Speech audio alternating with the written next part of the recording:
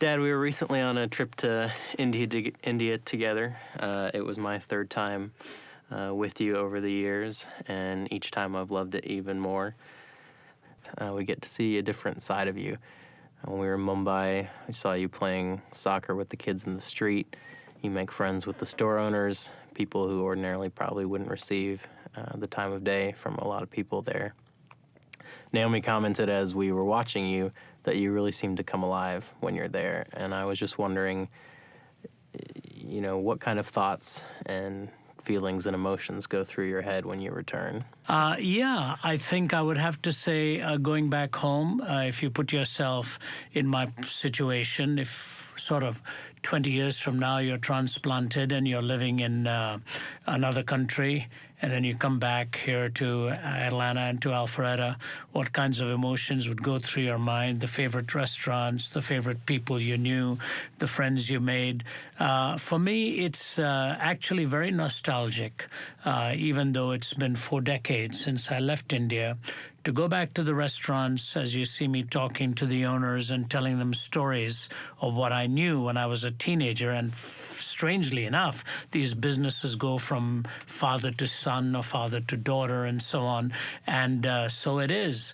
The moment I connect with them and they know the family connection, as we did in the tea shop, the gentleman is the son of the man I knew then. And so the gentleman who owns it is my age, and our memories go back. But I think there's a little more to it. When I was growing up there, I was not the happiest. Things were not going well. And so when I see little kids kicking around a soccer ball or with a makeshift cricket bat and ball, I go and chat with them in Hindi. That connects for them. Delhi was home, so Mumbai was in a sense outside my zone area, but brings back a lot of memories, and each time I go back, I know that the possibility of me coming back will get slimmer with the passing years.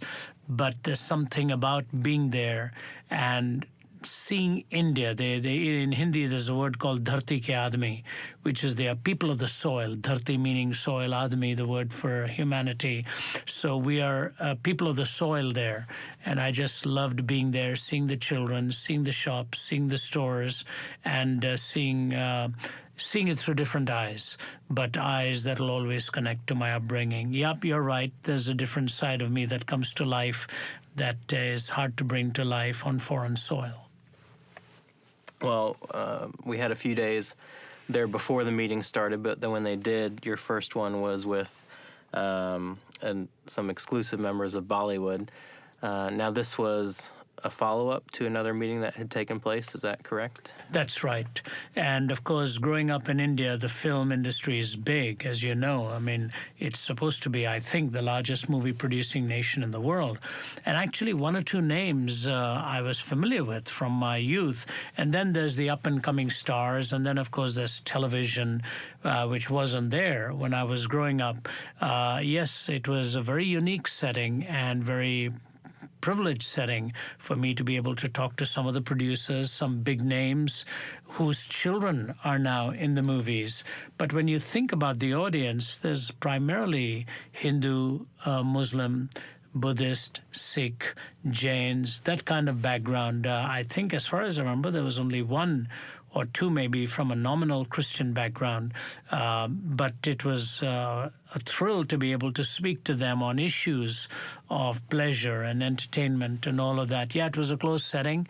It was very unique, and the response was absolutely fantastic. In fact, some of them are still in touch with me by email or by text messaging, continuing the discussion on issues that I dealt with while I was there. You mentioned before that sometimes they're under quite a lot of pressure to keep any questions they may have quiet. Hearing what you just said about the fact that there's still 4 or 5 religions that are predominantly represented in that group, why is it that thoughts regarding Christianity still have to be kept under wraps sometimes? It's the same actually out here when you think about it. Groups of academics, entertainers, and political leadership, they like the privacy of their lives, and I fully respect it. I understand how they feel, how they think, because sometimes people leverage that setting to their own advantage and like to bring out the big names or talk about their personal struggles as if you're now privy to it, therefore you are somebody special in the process. That's the reason. And religion is a very volatile subject, personal subject to them. But I was fascinated by the questions they asked.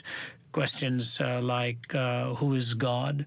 Questions like, how does one find hope within themselves, which is fascinating to me because we think success stories don't normally bring about such questions, but they, I think, do even more. It would be like walking to the dressing room of a big baseball team here, a football team here, and having the big name performers asking you questions on life and meaning.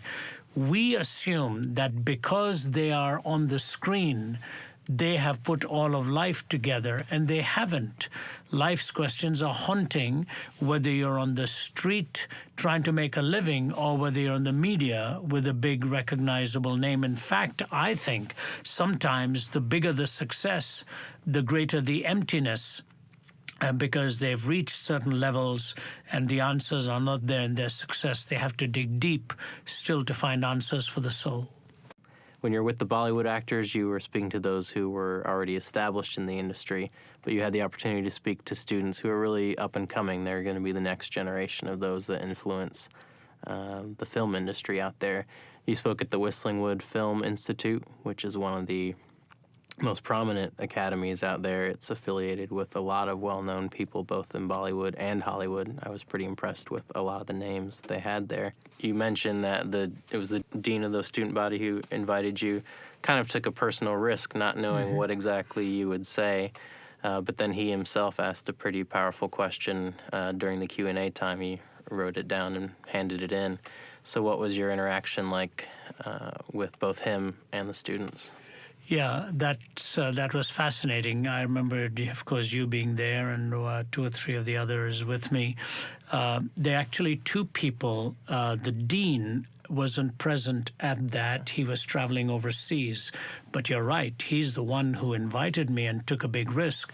But then the dean, interestingly, was an overseas person, an international person.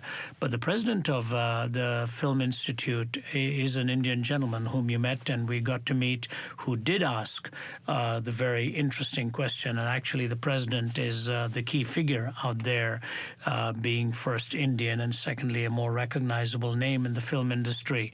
Yes, it was a risk for both of them. Because of the nature of the subject, it is impossible to talk about finding meaning in life beyond the box office without going to spiritual questions and spiritual issues. And as you well remember, some of the young actors and actresses budding, and some of them actually still recognizable names, just they surround you after a meeting such as that. To address the issue of life beyond the box office is the subject they assigned. I didn't select that. And to find their interest level so transparent. And his question, if I remember right, was something about competition. Is competition a legitimate thing, or does it end up exacting a heavier price from the one who is not at the top over against the one who is the big name? I thought it was a fascinating question, and on my feet to try to answer that was actually that was the first time I had a question such as that. Great to be there, great to see the risk they took. And afterwards, the president of the institution said to me, can we have you back here for a week? And dealing with questions such as this, I was just very honored. And hopefully you recognize more of the names than I did because it's more your world than mine now. But I appreciated the interaction we had afterwards and the names that you could see involved, big names from the Hollywood scene and production scene who are involved in that. It's Asia's largest film institute, so that was fascinating to be invited there. And I know there was one gentleman there, we probably won't mention his name, but he is also very prominent in the industry, and at first said he would only be there for a few minutes, but ended up staying the whole time, and actually gave quite a good introduction, I thought, of you, mentioning to the students that what they believed would ultimately come through in their work. And of course, he stayed the whole time and then came up and talked to you afterwards. And I've heard you say it a couple times, but he had quite a question for you that led to the discussion about coming back and doing more. Yeah, it's true. And again, one of the reasons I think, in all fairness to him, that maybe he was not quite sure. Interestingly enough, he had family members in the film industry at the Bollywood gathering who then told him he needed to be there. The Film Institute gathering, very prominent, one of the top names in Indian billing in the movie industry, and actually now internationally as well. But his comments were fascinating afterwards, and he stayed and took up about 20 to 25 minutes in personal discussion. You're right. And here was his comment, actually. His comment to me was, I was both inspired and disappointed by your talk. He's that kind of guy, very blunt.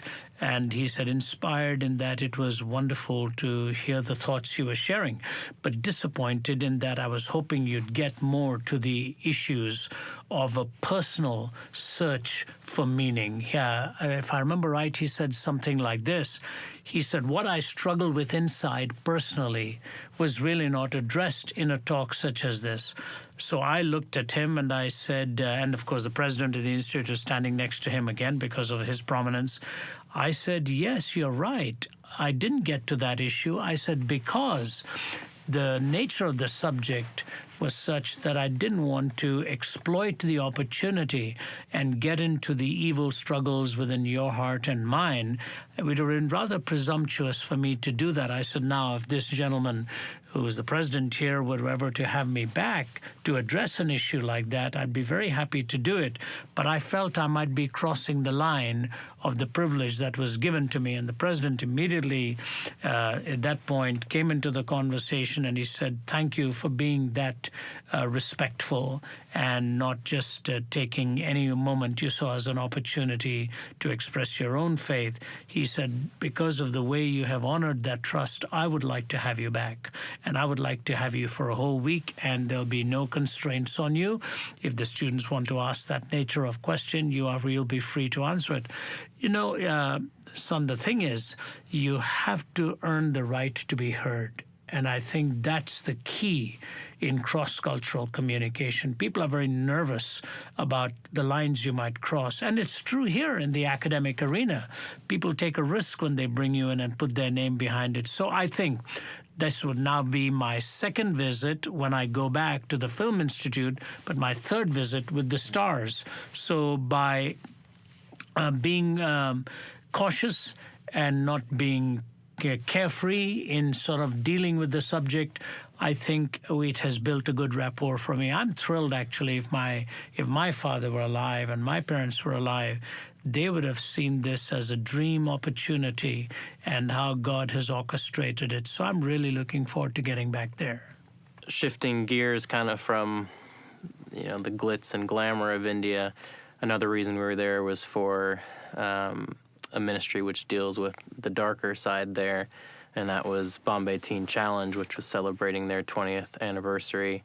And Devaraj has worked over the years, ministering to and rescuing women who are trapped in the sex industry, rescuing a lot of their children, and rescuing those who are runaways or just living on the streets. And it was the first time I had seen it. I know you and Naomi and Mom had seen it before, but even with all the comments I'd heard before, it was still a painful thing to see. We did have the opportunity of seeing one girl rescued as we were there. I think she was 21 or 22 and had been there for almost 11 years. And while we were there, they took her to her new home, which was quite fascinating to see. But I remember, and I'd heard you say this before, but you talked about the first time you heard about that part of Mumbai and how it was so difficult to believe. And I was wondering if you could share that.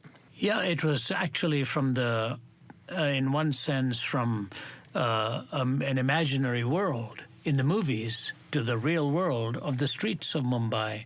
There were two contrasting settings, and some pretty big dignitaries were there from the commercial world and from political world and so on for the 20th anniversary of Bombay Teen Challenge, and Naomi, of course, being so involved in raising funds for that incredible work. It was, yeah, you're right. It was a story in the making, as we saw this young woman who had not yet come through all the way, but was literally in the act of being rescued to tell her story on the screen then, and actually be in the audience listening to herself, unable to separate between what she was going through inside and what she was sharing to the audience. I remember the first time I saw that. That's why I encouraged Naomi to get involved in this. I had heard somebody talk about women sitting in cages being marketed in this part of Mumbai. And I remember telling Mum at that time, I can't believe that. I think it's exaggerated what I've just heard.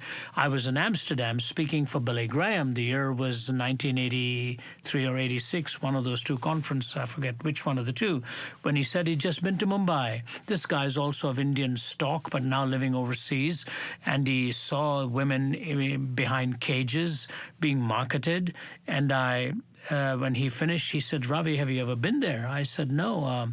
I've never been there. And this was on the streets of Amsterdam. I'd finished speaking, and he was telling me about this. So after he left, I told Mom, I find it hard to believe that something like this could go on under the watch of powers that be, civic authorities, and so on, and nobody would intervene. It was a few years later. Mom and I were visiting Mumbai, and I told the taxi driver, and actually it was even Michael Ramsden, our colleague from England, was with us in the taxi. And I said, Michael, would you be willing to go there if he says, yes, there is such a place? And so I asked the taxi driver in Hindi, I said, somebody once told me this story, and he said, Hanji, Hanji, which means, yes, sir, there is such a place. I said, I don't want to get out of the taxi, but would you just drive me through there with my wife and my colleague? This was a mid-afternoon. And I was stunned, absolutely stunned. Now, to be truly reflective, they weren't cages as much as they were back verandas of small, dingy, dark apartments, and there were bars, iron bars, and the women would be standing holding on to it. They looked like cages if you just zoomed in on it, but it was part of a back setting to these apartments where these women were kept, and they'd be standing there, and people walking on the street, workers and laborers, would want one of them. It was literally dirt cheap from what I'd heard. Very tragic, and hence every 3 or 4 3 or 4 stops, you'd see a sign for AIDS and a dispensary, a clinic, and so on. This was absolute exploitation of young lives and older lives. People who just were out of poverty were making a living. So that's going back 20 years. And then Naomi picked up the work with the support with Team Challenge when her opportunity came. And now, 20 years later, to be seeing what God had done. Teen Challenge is something that was going on outside of our work. We just connected with them, and Devraj does an extraordinary work there in the rescue and the rehab, and he has 3 or 4 facets to it, including children born as a result of this kind of lifestyle, and sometimes children with AIDS, and the work he's done there is remarkable. So for me to be able to speak at this in their 20th anniversary was almost like a fitting punctuation mark in my own life to hear about it, get involved in it. RZIM's Wellspring International getting in the funding as one of the agencies that helps Devraj accomplish this vision, and then to see a young woman's story being enacted before our eyes. Yeah, it was life-changing for you to be there and life-changing for me to be there. But that was India. Anyone who's seen the movie Slumdog Millionaire will see the glory and the shame of any culture. India is just a typical example, goes on here as well in the U.S. But from Bollywood to the streets of Mumbai. It was two remarkably different settings, and to speak at it was another privilege for me.